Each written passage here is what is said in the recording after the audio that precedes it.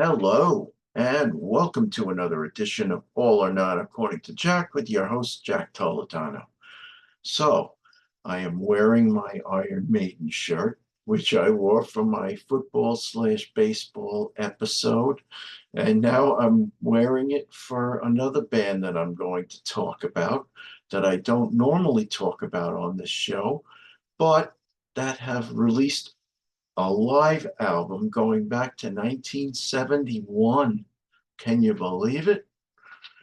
So let's change the background right now to reflect this band, Chicago. So yes, uh, Chicago is a band that I don't talk about on this channel regularly, but you want to know something? They were a very important band growing for me growing up back in the late 70s. So when I first discovered that I liked rock and roll music when I was 12, 13, uh, I was into bands like Fleetwood Mac and Kiss mainly. So I knew I needed to diversify. So then I bought Chicago 9, which was the greatest hit album, and I loved it. Every song I really liked. So then I started to dig deeper into their catalog. So I started to listen to the studio albums themselves. Either I bought them or I borrowed them. And you want to know something? They were great. And, but I tend to gravitate towards the earlier Chicago. So if you look behind this shoulder, my right shoulder, uh, you see, and I can't guess all their faces, but I'm going to guess reading from left to right. You have Robert Lamb, keyboard player, Peter Cetera, bass player, drummer Danny Seraphine, the guy right smack dab in the middle that looks like James Pankow, the trombonist, who would also be a very important songwriter for the band. Next to him is Lee Loughnane, who wrote his first song and made a hit out of it from Chicago 7, Call on Me. Then there's Walter Parazater, who covered all the woodwind instruments. He played the flute, the clarinet, but mainly the saxophone. And then the last guy with the little stripe on his arm. He was the guy that I think I liked best and miss most. Uh, Terry Kath, the guitar extraordinaire. Damn, he really played that Telecaster so well. Uh, and once I talk about this live album, I'm just going to get my head out of the way for a second. So, um, credit to Jamie Laszlo's Let's Get Physical forum on Facebook, uh, whereas he put it up and stated that he was going to buy it, and then a bunch of people chimed in. Either it was on order or they were buying it. So what did I do? While taking my son Jason back to Brooklyn today, he spent the week with us, upstate and here on Long Island. Uh, I put this on Spotify. And you want to know something? I loved it. It was freaking great. Uh, so, as I think everybody knows about Chicago, they're a band who, started out mid rock to slightly hard rock at times, with horns always. Um, their first three albums were all double albums. Uh, their first big hit was actually off of the second Chicago album, which ironically they didn't call it Chicago 2, they just called it Chicago. Whereas the first album they called it Chicago Transit Authority. Uh, and then they re-released a few songs from Chicago Transit Authority and had a couple of hits over there. Chicago 3 was a great album, but had more deeper tracks than the first two. Chicago 4 was that big box set release at that time, which was very strange for 1971. It was a 4 disc box set of Chicago Live at Carnegie Hall. Uh, and I do have some notes here that I'm going to share with everybody in time as we start to talk about the, both this and comparing it ever so slightly to the Chicago Transit Authority release. Then there, of course, there was Chicago 5, which kind of crossed in between both the Carnegie Hall and this live release. So this recording was recorded on September 16th of 1971, whereas Chicago 5 started recording a couple days after that. So they had the songs basically in the can, all ready to be recorded, but they hadn't recorded or written and rehearsed, but not recorded yet. Chicago 5, they recorded from September 20th to September 29th of 71. But they then held it over for release until the following year. They didn't release it until July 10th, 1972. I guess this was because they planned to release the Carnegie Hall box set, and they planned to do more touring of the first 3 albums. Carnegie Hall was released back in, I'm sorry, it was recorded back in April of 71, released in October of 71. So some of the comments that, and Carnegie Hall, there were some mixed comments about whether they liked it or they didn't like it. So let's see, where is it? The band, and this is quoting what's written in Wikipedia. The band themselves have remained divided through the years over the merits of the album. Robert Lamb, Walter Parazita defended the album, while James Pankow and Peter Cetera were not as happy with the results. Pankow stated, "I hate it. The acoustics of Carnegie Hall were never meant for amplified music. The brass, after being mic'd, came out sounding like kazoos." Lee Loughnane said that although he thinks the album is good, there were many things he didn't like about it, and he didn't think the album should have been released.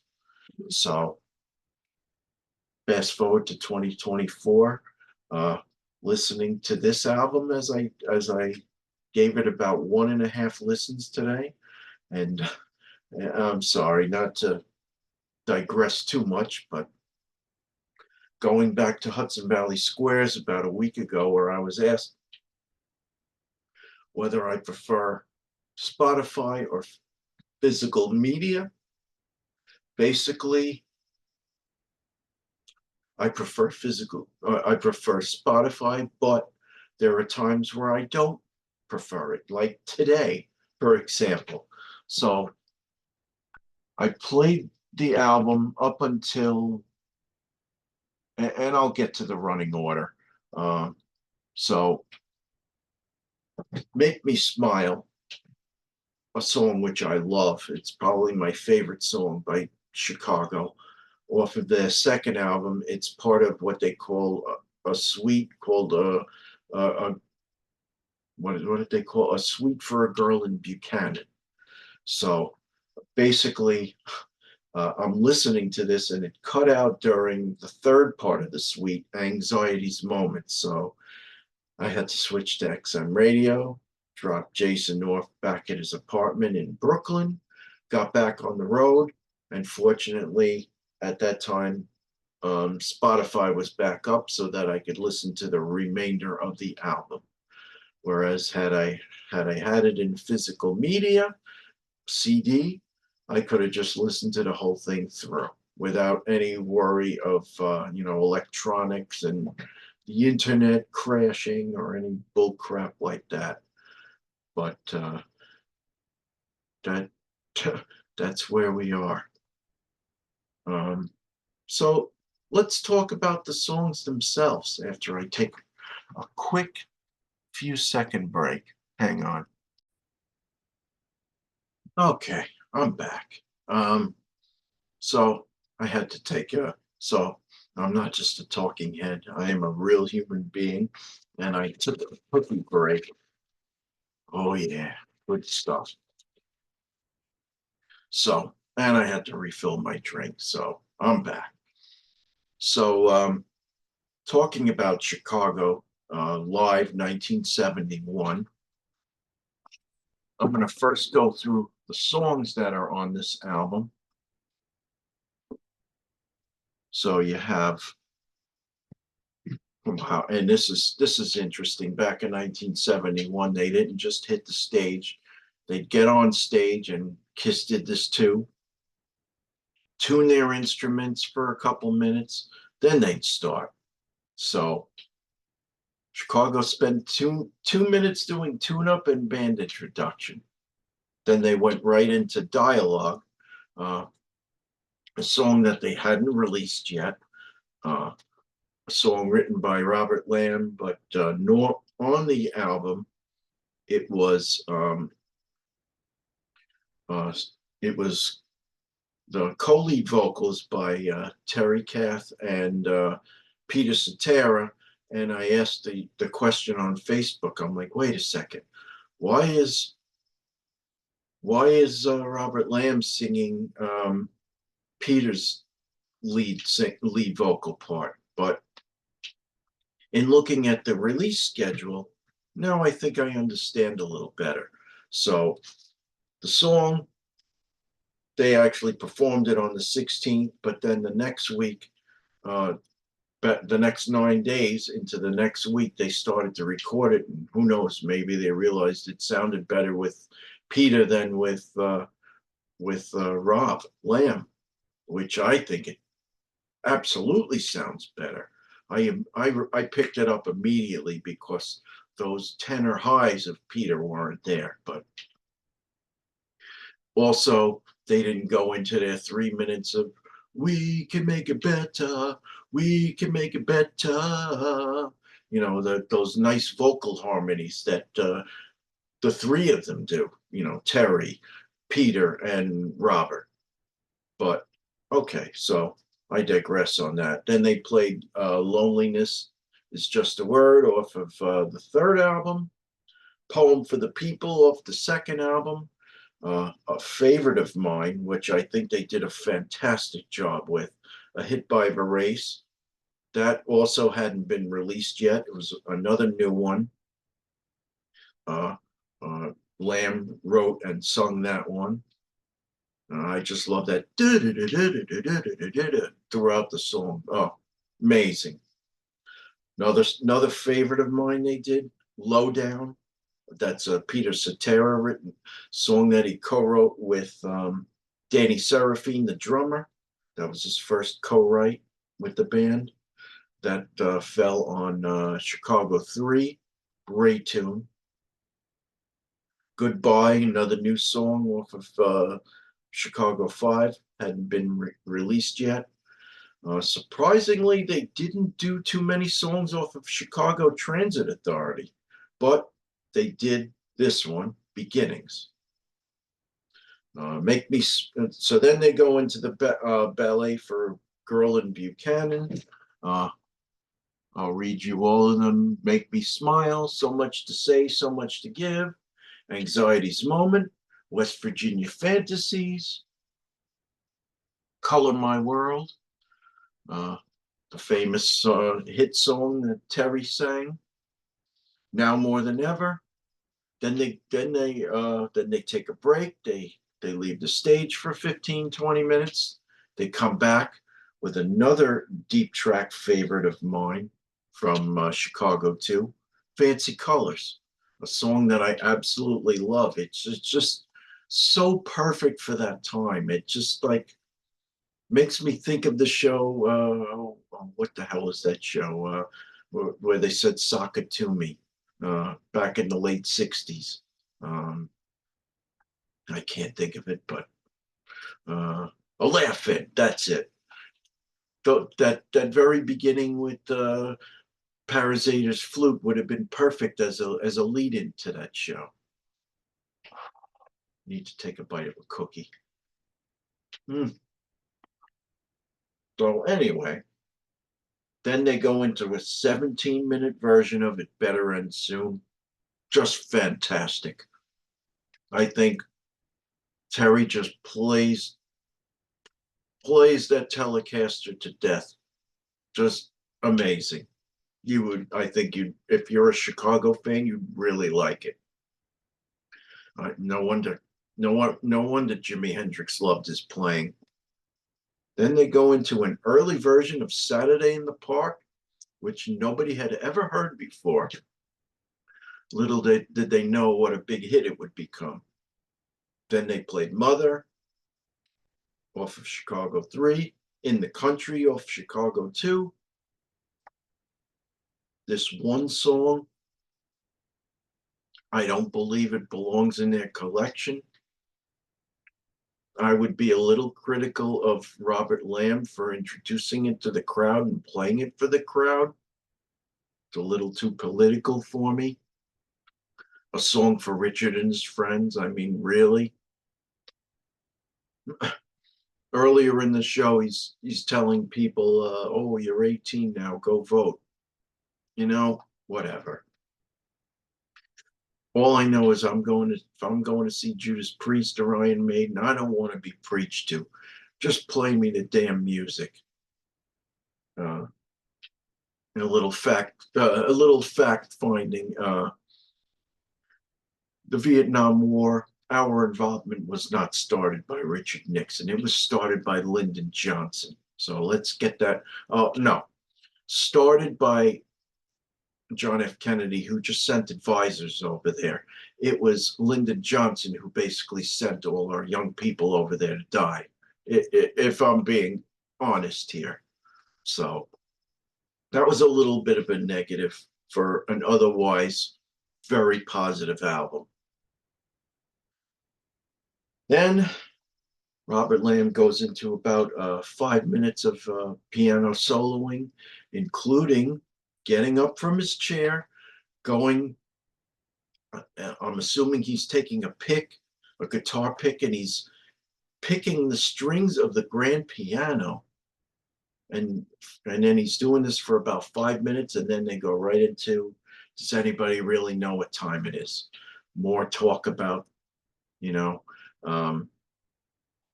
what does it matter what time it is if we're all going to be sent over to Vietnam to die? Basically, the gist of the song. Funny story: when my son Jason was younger, he was a little kid. We're listening to that song on the radio, and he says, "Dad, what does that song mean?" And I thought for a second as I'm driving. I'm like, Jason, that's a very good question.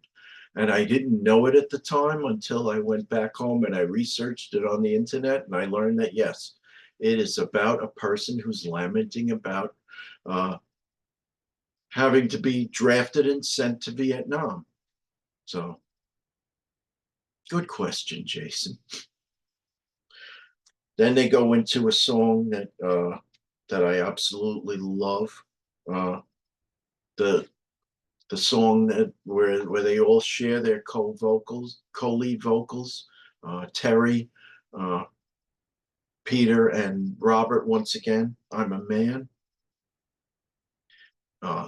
Drum solo by Danny Serafine sounded great, and then it goes into another song that I love. Possibly one of my favorites off of Chicago 3. Simply, I just want to be free. Great song. Come back for an encore, 25 or 624. And that was their show. So basically, I was going to give it 5 stars until I heard a song for Richard and his friends was on there. So I'll knock it down to 4 3/4 stars out of 5. Otherwise, it is a fantastic album.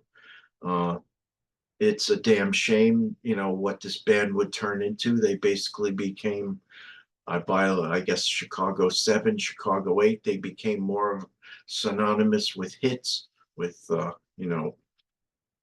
those stay-at-home moms who don't, I, I don't know how well they know music, but they adored all the love songs, and especially on Chicago 10, where they came up with "If You Leave Me Now" and uh, no horns. Instead, you have the strings. And then Chicago 11, "Baby What a Big Surprise." Peter Cetera became synonymous with those hits, but for me, the real Chicago is this Chicago. Chicago 1 through Chicago 5, where it was, rock and roll with horns as they had envisioned it. And, a little harder rock, a little more emphasis on Terry Katz's amazing guitar playing. Uh, those great harmony vocals of Terry, Robert, and Peter, with the horns thrown in the right place. I even like some of Robert Lamb's when he breaks away from the piano, plays the what's it the the Wurlitzer piano and the Hammond organ a little bit, gives us a little more of that nice sound back then. For me, that is the real Chicago, and if you are a real Chicago, I think you are going to love this album. So enjoy. This is Jack Toledano speaking for All or Nada according to Jack. If you like what I do, please subscribe. Please tell your friends about me. Please support Chicago by buying the physical media if you can afford it. One person commented on my other review, talking about Judas Priest's first album, Rock-a-Rolla, stating that the vinyl was a little too expensive at $49. Well, I hear you. I'm not gonna twist anybody's arm to go spend that kind of money, but you know what? If you really want to support the band and you're unable to go see them in concert, which is how I've been supporting my bands these days, going to concerts, buying collectibles, buying their books, buying their t-shirts. If you want to support them by buying their physical media, be my guest. I would definitely appreciate you doing so. This is Jack Toledano. Have a good night, all. Bye.